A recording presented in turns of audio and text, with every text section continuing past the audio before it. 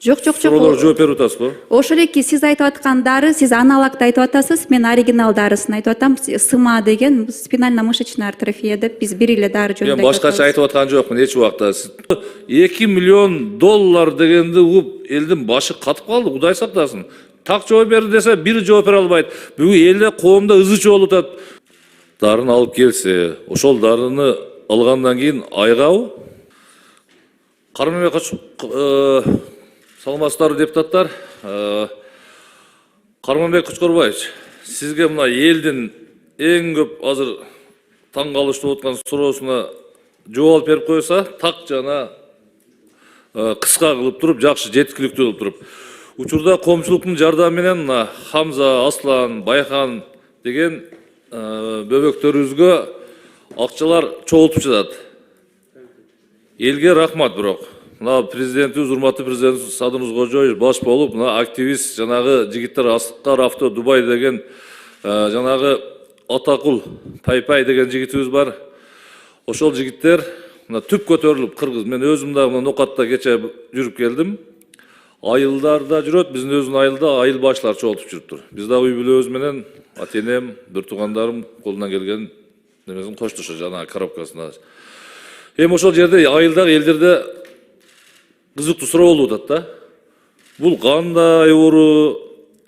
Бул сейрекешүү СМА деген оору кандай оору экен дейт. Бирок ошол ооруга керектүүчү Золген СМА деген кымбат дары кандай дары тактадыңыздарбы, такта бербейсиздерби? 170 миллион сомдуктагы бир укол болобу деп ар кандай талкуу, барган жеринде эле ушу талкуу болуп атат. Ушул жөнүндө бир жакшы айтыңызчы, мына угуп турайлы. Саламатсыздарбы, урматтуу биздин депутаттарыбыз. Бул оору боюнча бизде маалыматыбыз бар, бирок ушул дары боюнча бизде жок болгондуктан, кымбаттары башка мамлекетте болгондуктан акча чогултуп, ошол жактан алганга туура келди. Ал эми биз ошол мамлекеттерге кайсы жерге бара турган болсо дагы министрдин атынан кат жазып, жардам берип, каттарды жөнөтөбүз посольствого. Ошол дарыны алып келсе, ошол дарыны алгандан кийин айгабы? Бир эле жолу колдонобу? Ооба, бул деген канчалык эртерээк пайдалана турган болсо, ошончолук тез жардамын берет. Эми жардам берет деп коюп отура бербестен, ар дайым эле мындай акча чогула бербейт. Өзүңүздөр көрүп турасыздар. Азыр мына орозо айына туш келип калып, как раз орозо битирлерди ошол жака салышты. Массалык түрдө салды. Эгерде жөнөкөй мезгилде кыйын мындай сумма чогултуш, өтө кыйын. Ошон үчүн Кудай сактасын, эми оору айтып келбейт экен, шифасын берсин жаш бөбөктөргө. Бирок даяр туруп, жеңилирээк бир жолдорун карап койсоңуздар жакшы болот. Бүгүнкү күндө өлкөдө СМА оорусу менен ооругандардын саны көптөп жатат. Канча бар? Бизде СМА боюнча дары-дармектерибиз бар, фонд высоких технологий боюнча, бирок биз ошол айтылгандарыбыз жок, башка дарыбыз менен камсыздалып жатат. Азыркы эмнесин тизмесин азыр сизге тактап берем. Жакшы. Ушул сыяктуу көп суммада каражат талап кылган операция жасата турган жүздөп саналат. Тилек каршы көпчүлүк карапайым калктын арасында, билесиздер. Андан кийин экинчиден дайым эле бүгүнкүдөй масштабдуу акча жыйноо кыйын болот. Үчүнчүдөн мындай жагдайларда бейтапты да элди да бушайман кылбай, мамлекеттик деңгээлде кам көрүп, маселенин чечилген дурус болот. Туурабы? Туура. Бул СМА боюнча, бул фонд высоких технологий боюнча биз алганбыз дарыны. Азыр эне жана бала коргоо борборунда дары бар. Дары бар болгон болсо өтө жакшы экен. Анан кийин Саламаттык сактоо министрлиги бул жаатта талыкпай күнү-түнү эмгек кылгыла. Элди көрүп атасыңар, оңой эмес. Бери келип кооз жооп берип койгон менен эчтеке чечилбейт. Аракет каттуу кылыңыздар да, мындай кечегидей бөйрөк, жүрөк оорусуна операциялар өтө көп болуп. Мына депутат катары эми эл кайрылат экен да. Жалган айтпайм, бир күндө сөзсүз 2 адам жардам сурап кайрылат. Индияга учуп аттым эле, Европага учуп аттым эле, самолетун билетип бериң, хотя колуңуздан жардам келген. Жанагы эми мага соцсеттен жиберген сүрөттөрдү көрсөң, сүрөтүн видеосун жиберет экен да, жүрөгүң ооруйт. Бир күн, 2 күн ойлонуп жүрөсүң. Ошого сиздер дагы аларга атайын ар бир жерлерде кабыл алуу пункттарын жакшы кылыңыздар. Кээ бир жерде байкуштар кыйналып атат. Ар врачка барып, тияка барса, бияка бар деп, бияка барса, тияка бар деп, Бишкекке келгенге чейин азап болуп атат. Шуну жакшы уюштуруңуздар. Жарайт, алкырабыз. Учурда инфекциялык ооруканалардын абалы кандай? Аймактарда канча инфекциялык ооруканалар жетиштүүбү? Аймактардагы инфекциялык ооруканалар. Аймактарда Абалы кандай? Абалын айтсаңыз, өтө жакшыбы? Өтө талапка жооп берип атабы, кандай болуп атат?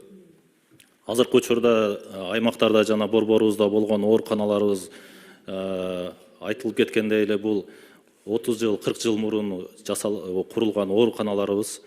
Ошол себептен азыркы учурда койкаларыбыз толук болгону менен мына эпидемия болуп, күз, кыш мезгилдеринде бейтаптар көбөйгөн учурда, бейтаптар аябай көбөйүп жатат. Биз ошого жарашыктуу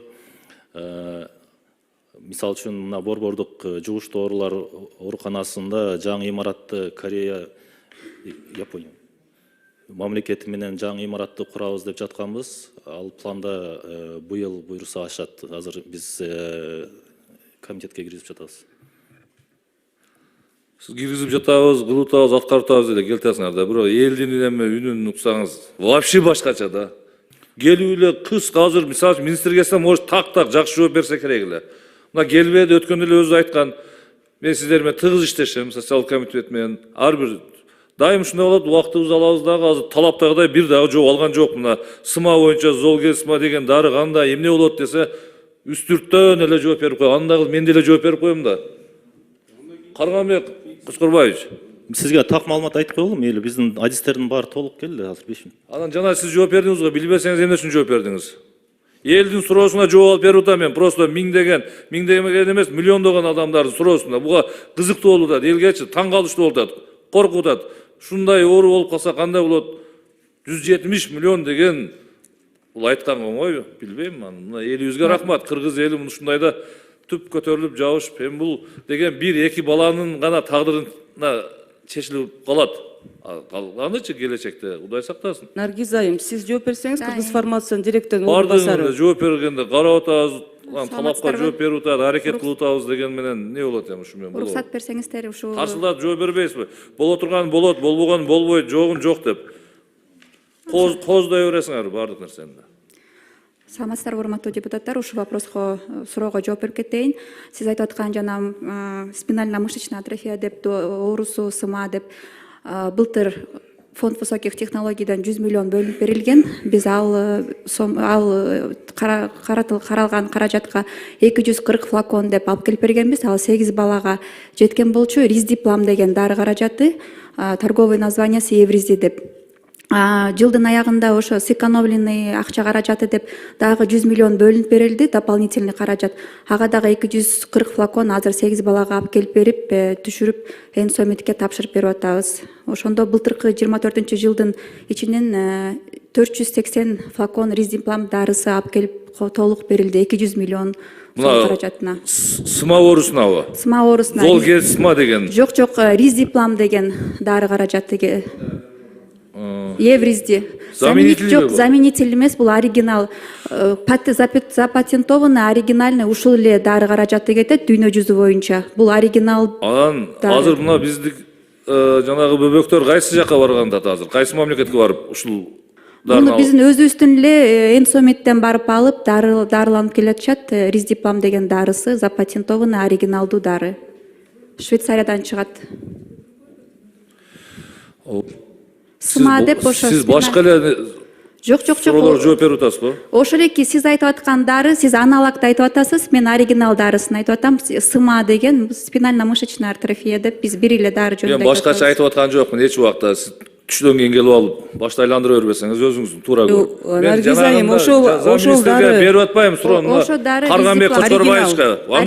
Анда угуп туруңуз. Запатентованный оригинал дарысын алып. Анда угуп туруңуз. Башынан суроо берем мен сизге. Учурда коомчулдук жардам менен Хамза, Аслан, Байханга акча чогултуп жаткан.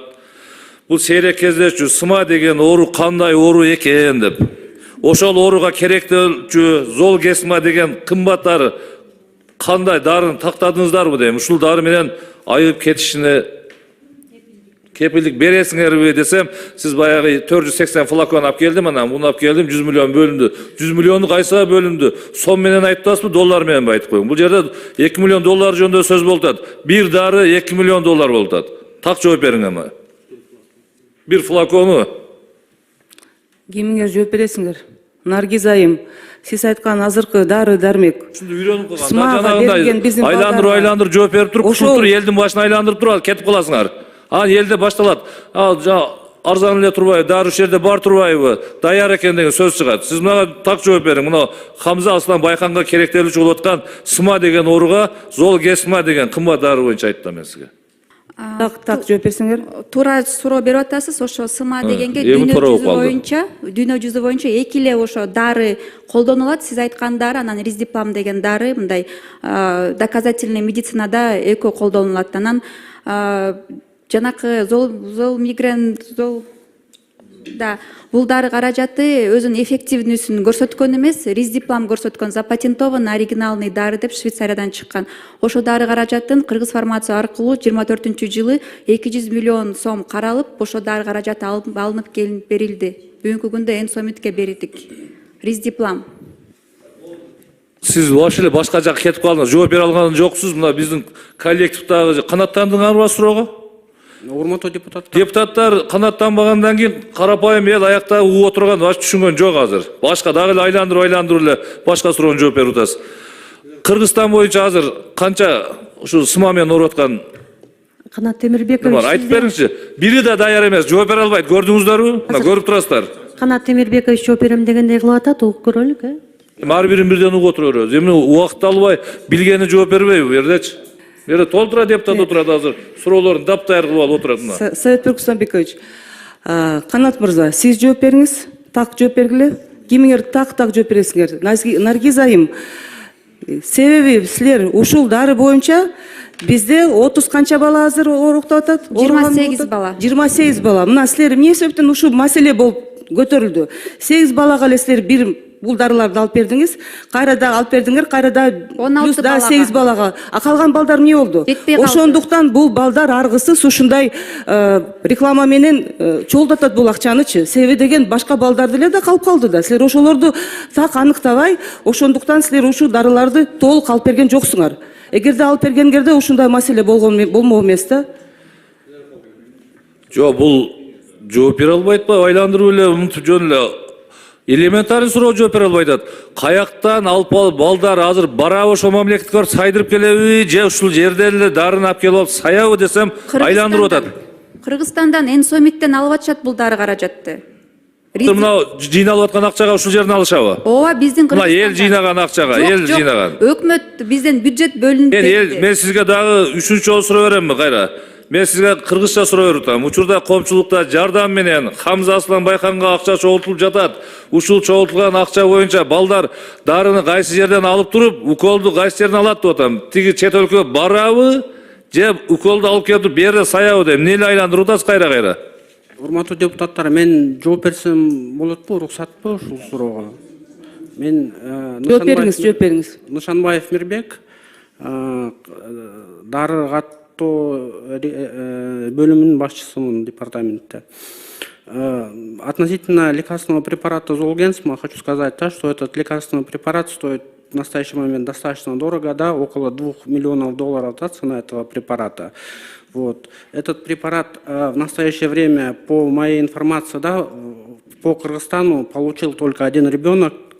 Вот. И эффективность этого препарата в настоящий момент, да, составляет всего, то есть эффект у этого препарата наблюдается только у детей максимально до 2 лет и весом менее 13 килограммов. Кыргызча жооп бере албайсызбы? Кыргызча билбейсизби? Айылдагылар сурап атат бул суроону. 90% эл айылда жашап атат. Кыргызча жооп берип коюңбу? Түшүнүктүү болсун. Элдин суроосуна жооп алып берип атабыз. Бул өзүм үчүн алып аткан жокмун мен. Эл ушуга аябай кызыгып калды. Коркуп калды даже. Ушундай дагы дары болобу деп бир немеси жанагы флакону 2 миллион доллар дегенди угуп элдин башы катып калды. Кудай сактасын. так жооп берди десе бири жооп бере албайт. Бүгүн элде коомдо ызы чогулуп атат, коркушуп акчалар жыйнап, булар болсо бири даяр эмес. Карасаңыз сен жооп бер, сен жооп бер, 4 адам жооп берип атат, биринин суроосу канатарлык эмес. Же бул маселени башкадан карайбыз, кандай кылабыз? Енара Калыбекова, даярданып келсинби, так маселе жоопторду алып беребизби элге? Даярдыгы кандай экенине. Процедурный, Илимбек мырза. Саламатсыздар, урматтуу депутаттар, урматтуу чакырылгандар, урматтуу ошол Минздравдын өкүлдөрү, бул кесиптештерибиз чындыгында ошол элге бир так даана маалымат алып берейин деп аракет кылып атат да. Наргиз айым, сиз кесибиңиз боюнча фармакологсузбу? Фармацевт высшим образованием мен ординатуранда бүткөм. Эки высший Азыр бул жерде бул Совет мырза ошол Золгенсма деген дары боюнча сурап атат. Сиз болсо бул жерде ризиплан боюнча айтып атасыз. Дүйнөлүк практикада ошо спинраза, ошо 3 атайын ошо мышечная атрофия, спинальный мышечная атрофияны дарылай турган препарат бар экен, туурабы? Ошону ушундай түшүндүрүп айтпайсызбы? Совет мырза, сиз мына азыр сурап аткан дарыңыз, мына азыр жогоруда Канат мырза айтып кетти, 13 килограммга чейинки жаш балдарга ошо $2 миллион бир флакону, ошону алса жакшы болуп калат. Бирок ошол эле учурда андан арзаныраак мына Ризиплам дары бар, 13 килограммдан жогорку жаштагы балдарга аны сайсак алды эле жакшы кылат бул балдарды. Биз мамлекеттен мына $100 миллион 100 миллион сомго мынанча флакон алдык. А Ризиплам мисалы ушул биз айтып аткан мынау азыр бүгүн кайсы дары деп атат элек азыр? Золгенсма. Золгенсмадан намного арзаныраак деп ушундай түшүндүрүп айтсаңыз түшүнөт да бул депутаттарчы. Өзүңүздөр путать этип эле бул жерде заблужденияга кирип атасыздар да. Тактана 3 ушундай дары бар. Үчөөнүн наимениясы башка болгону менен бирок эффекти бардыгы бир. Жакшы болот ошо дары менен деп эле түшүндүрүп койсоңор болот да бул жердечи. Туурабы? Мен айтып аткан туурабы? Топтор айтып атасыз. 3 дары бар азыр бүгүнкү практикада, дүйнөлүк практикада, Золгенсма, туурабы? ошоки Риздиплам, анан өзүнүн Спинраза деген 3 туурабы? 3. Ошонун эң арзаны кайсы мисалы үчүн? Эң арзаны анан эффективди көрсөткөн ошо Риздиплам запатентованный дары каражаты Швейцариядан чыгат. Бул дары каражаттын бир флакону Суммасы канча? $5 миң турат бир флакону. Ошол флаконду биз быйыл 24-жылы 200 миллионго 480 флакон бул 16 балага деп алып келип бердик. Негизи балдардын саны 28 бала ооруйт, кичине жетпей калды. Курс ошондо канча флакон алат бир бала? Аны Курс лечениясы. врачтар аныктап бериш керек, канча кетет экенин. Ошо 240 флакон 8 балага эле кетет экен. 240 флакон 8 балага. Биз 480 флакон алып келип бердик 16 балага. А баланын саны 28 экен. Протоколду так билбейсиз. Врачтар айтып берет го. Мындайда азыр бул жерде коомдо ушундай бул резонансный иш болуп, мына учурдан пайдаланып элибизге дагы ыраазычылык билдирсек, андай туура болот. Элибизден айлансак аздык кылат экен. Мына азыр 2 миллион эмес, 3-4 миллион кийинки 3 балага чейин азыр жетип атат каражат. Ошондуктан эми сиздер ушул тармакты бир күрөйт эткен министрлик катары сиздерде жок дегенде ошол депутаттар сурап калышы мүмкүн дегендин негизинде бир маалымат даярданып келишиңер керек эле да. Бул жерде силердин ошо даярдыгыңардын жоктугу, маалыматтын жоктугун так даана көргөзүп турасыздар бүгүнчү. Ошондуктан эми мындай нерсеге кайдыгер карабаш керек, урматтуу ошол Минздравдын өкүлдөрү. Элибиз эми сиздер бул нерсеге так даана бере албай атсаңыздар жоопту, алар кимден бир ответ алат, түшүнбөй калдым. Анан урматтуу ушул дагы Минздравдын өкүлдөрү, бул диагностика бүгүн барбы бизде? Мисалы скрининг метод менен, мисалы внутриутробный билсек болобу ушул балдарды, мисалы үчүнчү? Утробно биз биле албайбыз, ошондуктан төлөргөндөн кийин билип жатабыз. Азыркы учурда бул жылы биз планыбызда пренатальный скринингти киргизгенге жумушубузду баштаганбыз, процесс жүрүп жатат. Биз ошол кезде пренатальный скринингте төрөлгөнгө чейинки балдарды толук түрдө изилдөө жана кайсыл багытта изилдөө боюнча толук маалыматтарыбызды чогултуп алып, бул жылы ишке ашырганы, жылдын акырына чейин ишке ашырабыз буюрса. Карман Кочкорбаевич, чындыгында мына комитетке келип атканда биз дагы атайын убактыбызды бөлүп, бул жерде кесиптештерим келип атат. Бир жакшыраак даярданып келсеңер да, мындай жетишерлүү деңгээлде жооп ала албай атабыз мына тактаганачы. Ошон үчүн мындай туура түшүнбөстүктөр келип атат. Советбек мырза. Жыйынтыктап коеюн, Венера Калбековна. Мына азыр Илимбек Кубанычбекович булар жооп бере албаган суроого элге жооп берди. Жооп алып берди да бир жакыныраак кылып, чындыкка жакындатып туруп. Бул маселени башкадан караш керек. Бул оюнчук эмес. Өтө шашпай, талкуулап туруп булар дап-даяр болуп келсин. Анан кийин мына үчүнчүдөн мына айтып атат $5000 ошол эле немени берет, действияны 13 килограмм жогору жагы деп атат. Мына элге жана мындай кылып айтпай, башкача кылып айтып, биринен бири эстеп болуп барды элдин башын анан айландырат. Азыр эл түшүнбөй калат дагы айтат. $5000 дары болмок экен. Эмне үчүн бул 2 миллион бир флаконду 2 миллионго алып атабыз. Ага деген маселе жаралат да, тиги 100 миллионго келип муну мамлекет эле өзү карап кое турган маселе экен, туурабы? Мамлекет күчү Кудайга шүгүр кенен жетет. Болгону 28 бала экен. $5000 болсо бир немеси флакону. Бул маселе эмес. Ошону түшүндүрүү иштерини жүргүзүп элге айтып коюш керек. Чочулабаңыздар. Кээ биркиде могул 3 дары Золгенсмадан тышкары 2 дары бар. Резиден дейби? Резидеплан. Ушул дагы бирөөсүнүн спинраза деген. Бул дагы ошолордун заменители, кыждат болбогула деп. Көп чочулап калды деми 2 миллион бир флакон дегенден элдер бардыгы паникага түшүп калат. Ошон үчүн суроолорго так жооп беришкен жок. Башта айландыштар, кимсар бирдемкени айтып атат. Мына Илимбек Кубанычбековичке рахмат. Элге башкадан жакшы так жооп алып берип коелу эми. Бүгүн булар кандай болду? Кийинкиге калтырыш керек. Советбек мырза, биз Элибизге рахмат айтып коелу. Мындай мезгилде ушул түп көтөрүлүп 20 сомдон баштап жанагы аз камсыз болгон үй бүлөдөгүлөр, жанагы инвалиддик коляскада отургандар келип атат, көрүп атасыздар. Жанагы кичинекей бөбөк, жанагы капелка чогулткан балдар, алар кылып Кудайга шу көрсөң көз кубанат. Эми бирок Кудай сактасын, мындай оорууга эч ким оорубасын. Эми элдин мына президент өзү баш болуп, андан жанагы балдар, активисттер бүт шаарларда, айылдарда түп көтөрүлдү. Мындай өзү тарыхта биринчи жолу болду мен билгенден. Дайыма мындай боло бербейт.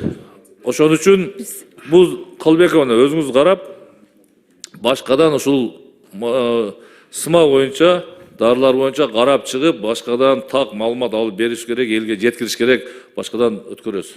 Рахмат. Советбек Рахмат. Мустамбекович, Көп бурганыңыздарга. Мына суроолорго мен канааттанган жокмун. биз кыргыз формация боюнча дагы бул маселени коебуз күн тартибине комитетке. Себеби деген сиз айткандай ошо Илимбек мырза азыр толук түшүндүрүп бербеди. Ошону Карманбек Кочкорбаев сиз өзүңүз эле айтып койсоңуз болмок. Бизде 28 бала эмес, 31 балабыз бар. 31 баланын ичинде 16 эле бала ушул дарын алып атат. Калгандары калып атат. Ошондуктан ушундай маселе жаратылып калды да. Силер ошо боюнча эмки мына бюджетти карап атканда сөзсүз түрдө бүт балдарды аныктап, анан кийин канча дары кетет, ошону так айтып, ошо сумманы айтышыңар керек да, ошо сумманы камсыздашыш керек. Индустриальный парк Silkway. Бул Кыргызстанда биринчи жолу жасалган долбоор.